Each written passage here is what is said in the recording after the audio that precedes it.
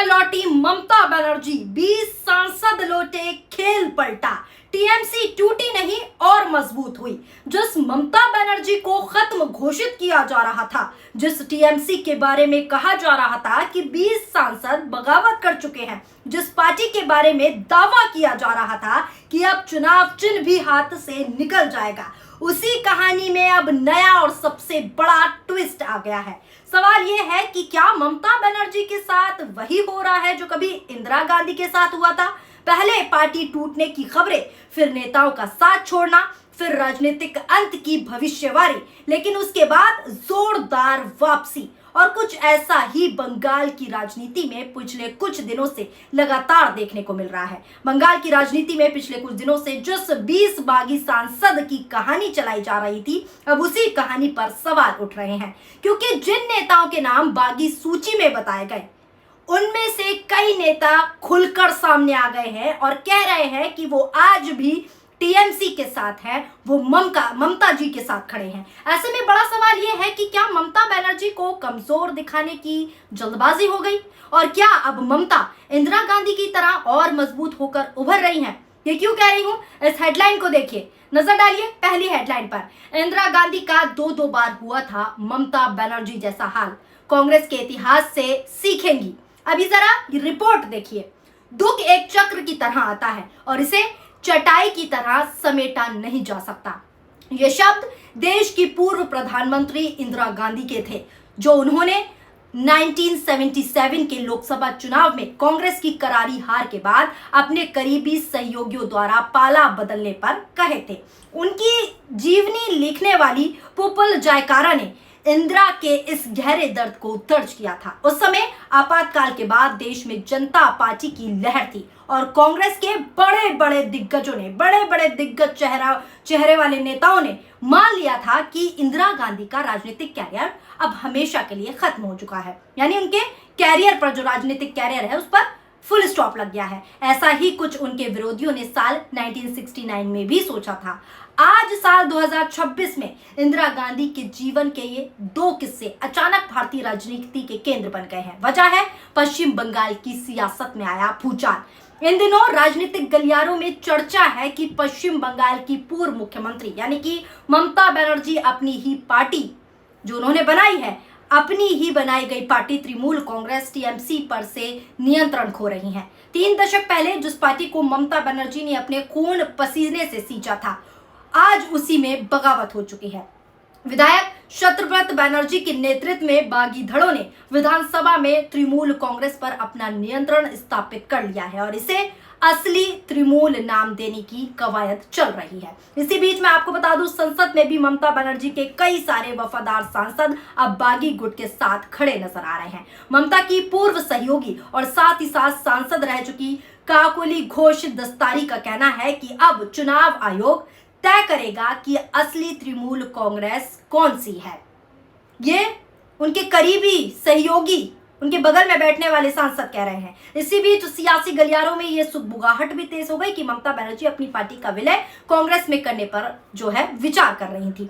हालांकि कांग्रेस नेतृत्व ने मैराथन बैठकों के बाद इन दावों को खारिज कर दिया है। अगर मौजूदा संकेतों को देखें तो ममता बनर्जी के हाथ से उनकी पार्टी का नाम और साथ ही साथ चुनाव चिन्ह भी निकल सकता है। ये तमाम खबरें लगातार आप सुन रहे हैं, लगातार हम आपको दिखा रहे हैं, लगातार ये खबरें चर्चाओं में है। जाहिर है कि 1960 और 70 के दशक की कांग्रेस और आज की तृणमूल कांग्रेस में बड़ा अंतर है। इंदिरा गांधी और ममता बनर्जी के व्यक्तिगत और साथ ही साथ परिस्थितियां भी अलग हैं। दोनों की परिस्थितियां अलग है, लेकिन इतिहास खुद को दोहराता दिख रहा है। कैसे दिख रहा है? जब एक जन नेता को उसकी ही बनाई गई पार्टी से बेदखल करने की कोशिश की जा रही हो तो तुलना अप्रिय हो जाती है, इसीलिए तुलना हो रही है। इंदिरा गांधी ने 2 बार अपनी पार्टी खोई, 2 बार नए धड़े बनाए और दोनों ही बार पहले से ज्यादा मजबूत होकर सत्ता में वापसी की। सबसे पहले समझिए कि पूरा विवाद शुरू कैसे हुआ। ये टीएमसी वाला, पश्चिम बंगाल का, वो बता देती हूँ। दावा किया गया कि टीएमसी के 20 सांसद लोकसभा में अलग गुट बनाने वाले हैं। कहा गया कि पार्टी टूट चुकी है। जो खबरें मैं आपको दिखा रही हूँ लगातार ये चल रही थी। कहा गया कि ममता बनर्जी का नियंत्रण पार्टी की ओर से खत्म हो गया है, लेकिन कई दिनों तक कोई आधिकारिक सूचना सामने नहीं आई, ना कोई औपचारिक अलग गुट का बयान आया, ना ही कोई लोकसभा का चिट्ठी आई जिस पर सिग्नेचर की बातें चल रही थी। और यही वजह है कि अब पूरे घटनाक्रम पर नए नए सवाल उठने लगे। सबसे ज्यादा चर्चा जिन नामों को लेकर हुई, जो लिस्ट नामों की जारी हुई, उसमें शत्रुघ्न सिन्हा का भी नाम शामिल था। लेकिन शत्रुघ्न सिन्हा ने साफ साफ संकेत दे दिया, यह खबर भी मैंने आपको पिछली खबर में दिखाई थी, अगर नहीं देखी हो तो देख लीजिए। साफ साफ संकेत दे दिया शत्रुघ्न सिन्हा ने कि वो टीएमसी के साथ हैं। इसी तरह पार्टी के कई और सांसद और नेता हैं जो लगातार कह रहे हैं कि हम ममता बनर्जी के साथ खड़े हैं। टीएमसी नेतृत्व का कहना है कि पार्टी के खिलाफ अफवाहों का माहौल बनाया गया, पार्टी को अस्थिर दिखाने की कोशिश की जा रही है, सिर्फ अफवाहें फैलाई जा रही हैं, लेकिन जमीन पर स्थिति वैसी नहीं है जैसे राजनीतिक गलियारों में दिखाई जा रही है। और यही सबसे बड़ा कारण है कि अब 20 बागी सांसद वाली कहानी पर भी सवाल उठ रहे हैं। इसी बीच टीएमसी के राज्यसभा सांसद बाबुल सुप्रियो ने कहा कि ना मैं किसी पार्टी में जा रहा हूं और ना किसी गुट को ज्वाइन करने वाला हूं। बाकायदा उन्होंने वीडियो जारी किया, उन्होंने साफ बयान दिया और कहा कि ये मुनासिब नहीं है कि मुश्किल वक्त में किसी का साथ छोड़ा जाए। आप भी सुनिए क्या कुछ उन्होंने बयान दिया, नजर डालिए इस वीडियो पर। Amidst all this confusion and rumors, I just wish to make it amply clear that I'm neither joining any faction nor any other party. I think it's inappropriate to abandon a ship when it is in troubled waters. Thank you. सुना आपने। अब इसके अलावा ये खबर भी आई, सारी खबरें फर्जी। सांसद प्रतिमा मंडल ने टीएमसी के बागी गुट से बनाई दूरी, बोली मैं कहीं नहीं जा रही।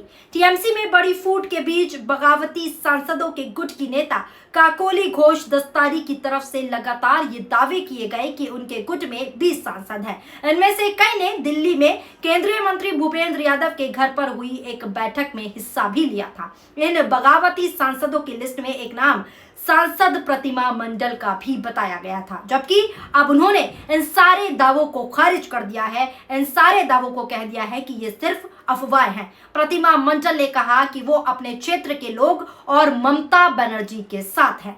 यहीं से इंदिरा गांधी का इतिहास याद आ जाता है। 1969 में भी कहा गया था कि इंदिरा गांधी खत्म हो गई, पार्टी संगठन उनके हाथ से निकल गया, बड़े बड़े नेता उनके खिलाफ खड़े हो गए थे, लेकिन जनता उनके साथ रही। नतीजा ये हुआ कि कुछ ही साल बाद वही इंदिरा गांधी पहले से ज्यादा ताकतवर होकर लौटी। 1969 में कांग्रेस 2 हिस्सों में बट गई थी। संगठन पुराने नेताओं के पास था, लेकिन जनता इंदिरा गांधी के साथ थी।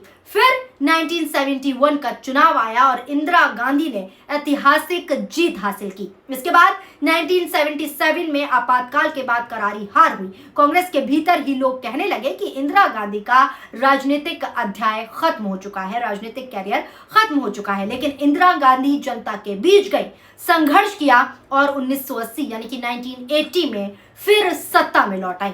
आज ममता बनर्जी के समर्थक भी यही तर्क दे रहे हैं। उनका कहना है कि राजनीति सिर्फ संगठन या पद का खेल नहीं है, सबसे बड़ा आधार जनता का भरोसा है। और बंगाल में आज भी अभी भी ममता बनर्जी का जनाधार किसी भी दूसरे नेता से बड़ा माना जाता है। टीएमसी के भीतर भी यही संदेश देने की कोशिश हो रही है कि पार्टी टूट नहीं रही, बल्कि विपक्ष और विरोधी खेमे की तरफ से भ्रम जो है फैलाया जा रहा है, यानी कि अफवाहें फैलाई जा रही हैं। पार्टी नेताओं का कहना है कि जिन सांसदों की जो बागी बताया गया, उनमें से कई आज भी ममता के साथ खड़े हैं और हमेशा ममता के साथ रहेंगे। और यही सबसे बड़ा कारण है कि अब राजनीतिक तस्वीरें बदलती हुई दिखाई दे रही हैं। कुछ दिन पहले ये चर्चा थी कि टीएमसी का चुनाव चिन्ह खतरे में है, पार्टी का अस्तित्व संकट में है, लेकिन अब पार्टी के भीतर से ही आवाजें आ रही हैं कि टीएमसी पहले की तरह एकजुट है। बयान भी मैंने आपको सुनाया। शत्रुघ्न सिन्हा समेत कई नेताओं ने सार्वजनिक रूप से पार्टी लाइन का समर्थन किया, ममता का साथ दिया, साफ कहा कि हम ममता के साथ हैं। पार्टी के वरिष्ठ नेताओं ने भी कहा कि बंगाल में ममता बनर्जी ही टीएमसी का चेहरा है और आगे भी रहेंगी। और यही वजह है दोस्तों कि अब टीएमसी समर्थक कह रहे हैं कि जिस तरह इंदिरा गांधी को समय से पहले राजनीतिक रूप से खत्म मान लिया गया था, उसी तरह ममता बनर्जी को लेकर भी जल्दबाजी कर दी गई, क्योंकि असलियत यही है कि ममता है, ममता थी और ममता रहेंगी। ये जनता कह रही है, उनके समर्थक कह रहे हैं। दिलचस्प बात यह है दोस्तों कि इंदिरा गांधी और ममता बनर्जी दोनों ही राजनीति में एक समानता दिखाई देती है। दोनों नेताओं को कई बार संगठन के भीतर चुनौतियों का जो है सामना करना पड़ा। उस दौर में इंदिरा गांधी ने किया था और अब ममता बनर्जी कर रही हैं। दोनों को अपनी ही पार्टी के लोगों की नाराजगी झेलनी पड़ी, लेकिन दोनों की सबसे बड़ी ताकत जनता के बीच उनकी सीधी पकड़ रही। तो फिलहाल दोस्तों, बंगाल की राजनीति में सबसे बड़ा सवाल, सबसे अहम सवाल यही है कि क्या ममता बनर्जी वास्तव में कमजोर हुई हैं या फिर ये सिर्फ राजनीतिक प्रचार था।